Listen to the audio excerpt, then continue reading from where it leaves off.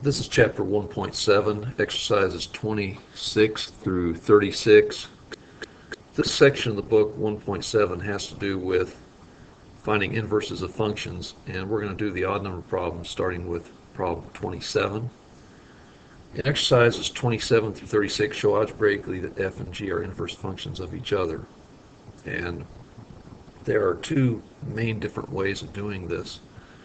The first one I'm going to observe is that four-step process we've done, and that is if you have a function that you want to, let's go ahead and do this one. If we have, we're going to change this f of x to y, and then make this negative 6x plus 3. And then the next step we're going to do is change position of the x's and the y's, and to do that we're going to change this to x equals negative 6y plus 3.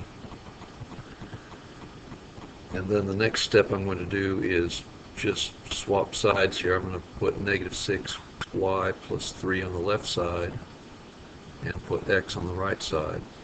Next, I'm going to subtract 3 from both sides of this equation. And 3 minus 3 cancel to equal 1. We have left negative 6y equals x minus 3. And then the next thing we're going to do is divide by, I'm just going to multiply this whole equation by negative 1 to get it in the same form we have. So this negative 6y becomes 6y, and this x minus 3 becomes rather 3 minus x. Next, if we divide by 6, we have cancellation on the left side. We have y equals 3 minus x over 6. And it says g of x is the same as the inverse function. We can rewrite this as g of x equals 3 minus x over 6. And we can see that this is the case because these are the same things right here. So we have a verification. Now, what I'm going to do for these problems today is another technique, and that is if you have inverse functions of each other, f of g of x is going to be equal to x if the inverse function. So if f and g, if f and g are inverses of each other, then f of g of x is x, and also g of f of x is also x, and alternatively, other notations, f of g of x, written this way, is equal to x, and g of f of x is equal to x. So those are the things we look for in algebraic verification, in addition to the first example I gave. So just leaving these here on the right, what we're going to do is we're going to try f of g of x, and if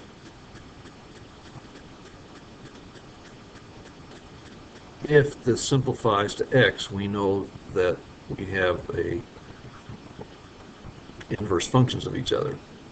And so I'm going to write the f function here, negative 6, and I'm going to leave a big space here for x. So you have negative 6x, and then plus 3. And what we're going to do is place this 3 minus x over 6 into the place of the x in the f function. And doing that, we get 3 minus x here, and then we divide by 6. And following along with the cancellations, we have the 6 over 6 that cancel each other. And bringing down what's left, we have f of g of x is equal to negative. We have 3 minus x plus 3. And now we're going to distribute this negative sign to inside the parentheses. And that being the case, we have f of g of x is equal to negative 3 plus x. Negative x is plus x plus 3. And what do we have here? Well, we have negative 3 plus 3 cancel each other, and we're left with f of g of x is equal to x. And so we have shown the algebraic definition, if you want to call it that, or proof that these functions f and g are inverses of each other. Next on the problem, 29, we have f of x equals negative 3x squared plus 5 for x is greater than or equal to 0. And basically this x is greater than or equal to 0 has to do with this whole concept. If we go ahead, I'm going to make a quick sketch of this first function here. The f is going to be, our y-intercept is going to be plus 5. And so if we go up 5, 2, 3, 4, 5, and then we have this negative 3x squared plus 5, it's going to be very steep downward opening parabola. It'll come up something like this. Okay, and then like this. Okay, so what we have is this. If you look at earlier exercises, there's something called the horizontal line test. If we rotate this red parabola to make an inverse out of it, that inverse is not going to be a function. And so what we're going to need to do is this. We're going to need to have just this half of that red parabola. And what that's going to do is underline this x is greater than or equal to 0. And now let's go ahead and work out the algebra on this.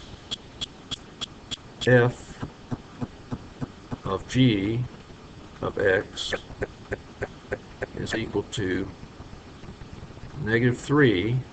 I'm going to leave this big old gap for this x here, squared plus 5. And we're just going to take this square root of 5 minus x over 3 and place it right in here, similar to how I did problem number 27. So now just coming down, f of g of x is equal to negative 3, and I'm going to place in here square root of 5 minus x over 3. And we square that on the outside, plus 5. Well, what we're going to have is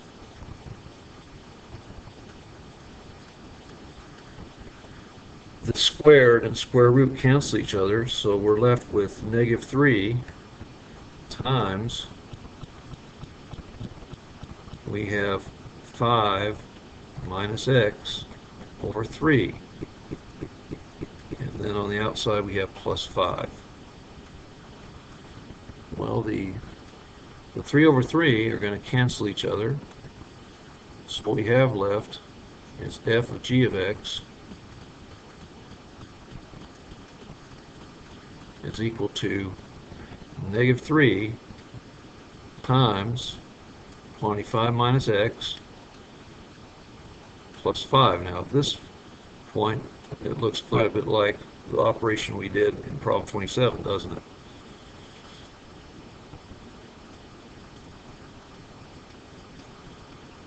And we have negative 3. Oops, we don't have the negative 3, we just have the negative, right? We got rid of the 3 up there. So we have negative distributing to the 5, and that negative to that negative x. And so we have negative 5, and negative x is plus x. And then we have plus 5, negative 5, plus 5 cancel each other, and we have left f of g of x is equals to x. And so that, my friends of precalculus, is our verification.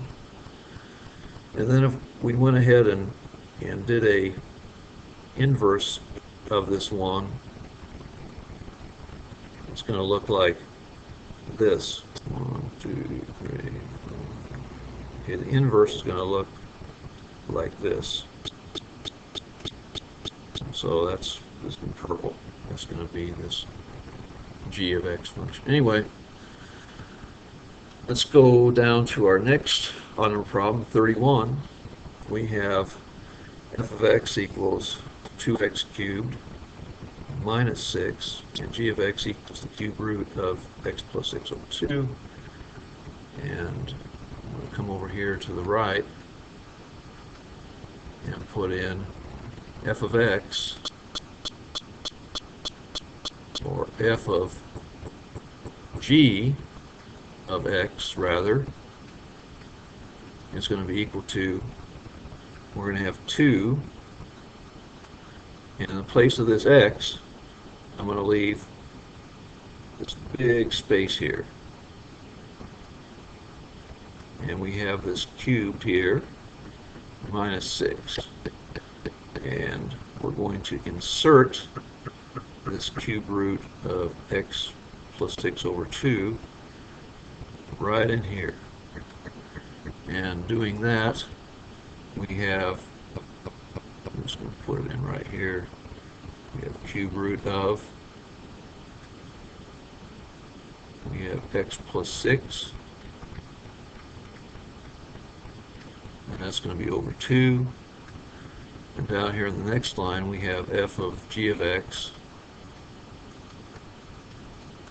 is equal to, well, the cube and the cube root cancel each other, so we have 2 times, what do we have left with those things canceling each other?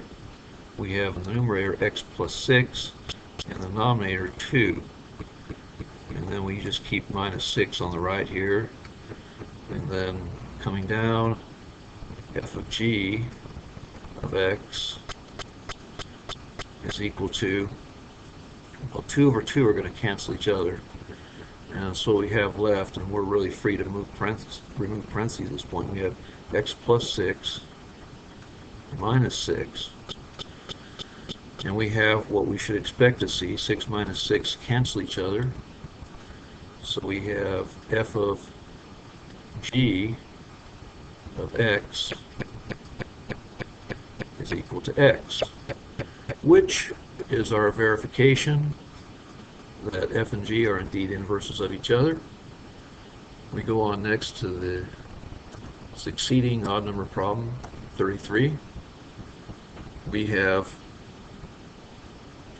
g of x equals the square root of quantity x plus 8 minus 4, and f of x equals x squared plus 8x plus 8 for x is greater than or equal to negative 4. And if we go back, it's kind of reminiscent of problem 29. If we had to have half a parabola, to make this work, like this red one? Well, it's similar for problem number 33.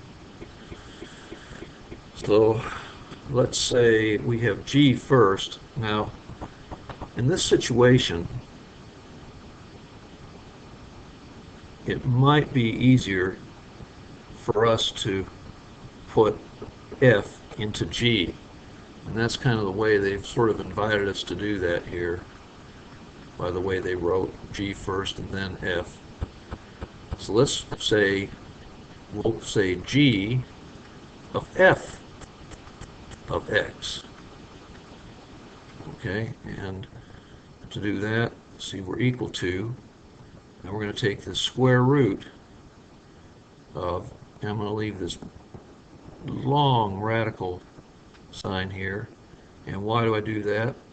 Because inside, in place of x, we want to put the x function. We're going to leave plus 8 here, and at the very end we're going to put minus 4.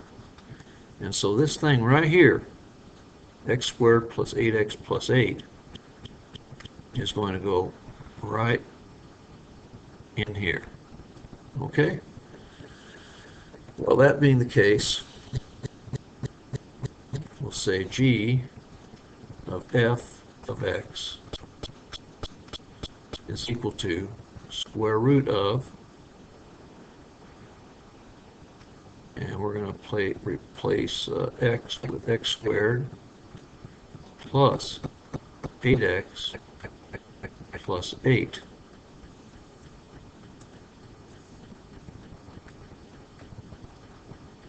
And that replaced the x. And then we have left over this plus 8 here, and outside the radical we have minus 4. And so what we have combining like terms inside the radical,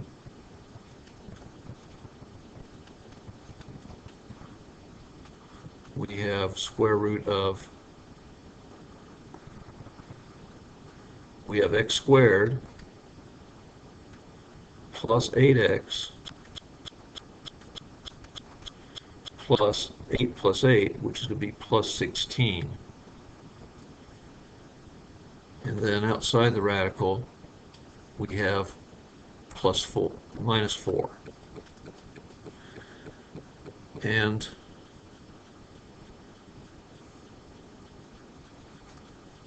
this x squared plus 8x plus 16 inside the radical, it can be factored into this quantity x plus 4 times quantity x plus 4. And we have minus 4 outside. Okay, and then this, we have two of these times each other, so we have the square root of quantity x plus 4 squared, and then we keep minus 4 outside. And what do we do with the squared and the square root? Well, we have g of f of x is equal to, the square root and square cancel each other, we have x plus 4 minus 4. And 4 minus 4 will cancel each other to equal 0, and we're left with g of f of x is equal to x. And then we give a check mark indicating that we have verified that f and g are indeed inverse functions of each other. The last odd number problem that we'll be doing is this one, and we have f of x equals x plus 4 over x, and g of x equals 4 over x minus 1. And so for this, we have, similar how we did the other problems, we're going to put f, well, I'm kind of thinking in this one that we have x just in one place down below, and in f of x we have x above and below. So I'm thinking that it probably makes more sense to take f and plug f into g, because it's just going to make, I believe, the simplification easier. Either way, it's going to work eventually. But I'm going to try g of f of x. And to do that, we'll put the g first, which is 4 over x. In the place of x, I'm going to leave a significant parentheses here, and we'll put a minus 1. And then we're going to take this f function here and plug it into the g, the x in the g function. So that being the case, I'm going to just make a little 4 over x minus 1 here. And then we're going to come down and simplify, and we hope that if we've simplified, if these are inverse functions together, we're going to end up with equals x like we did in the others. So, continuing down, we have g of f of x is equal to, we have 4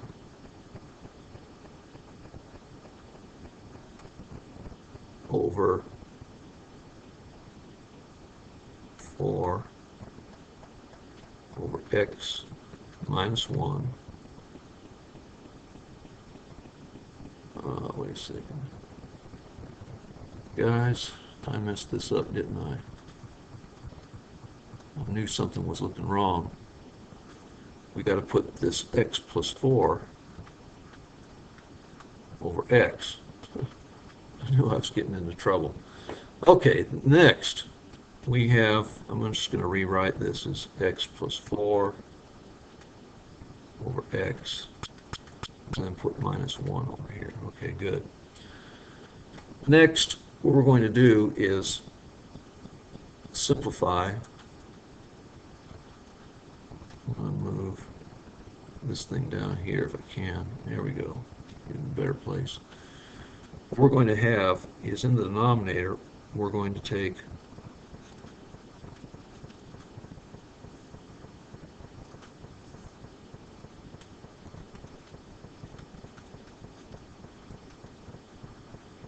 we're going to take 4 over,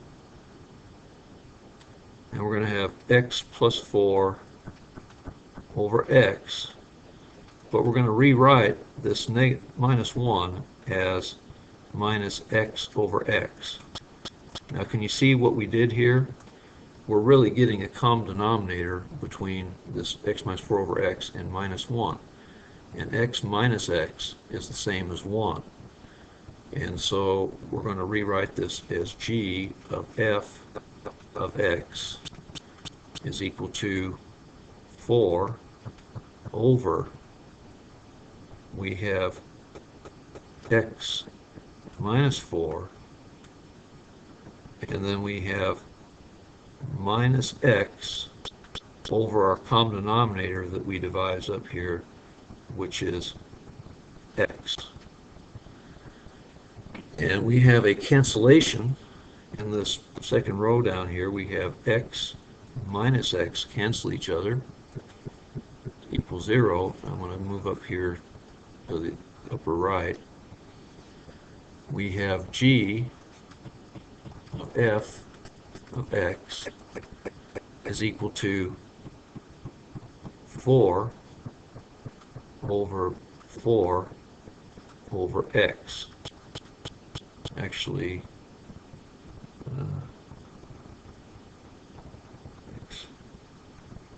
that's supposed to be x plus 4. I knew something wasn't coming up right. We have 4 over x. Well, dividing by a fraction is the same as multiplying by its reciprocal. So we're going to take 4, instead of dividing by 4 over x, we're going to multiply by x over 4. And when we do that, we have 4 over 4 cancel each other, and we have left g of f of x is equal to x. And so that's our verification. So that's going to be our situation. We have verified. This one here was a little bit more complicated, but still this was easier than if we had plugged this g function into this f, because we would have had a lot more manipulation to simplify to x. Anyway, these are the odd number problems. I invite you to work out the even number problems as a demonstration of your learning. And as always, I thank you for viewing.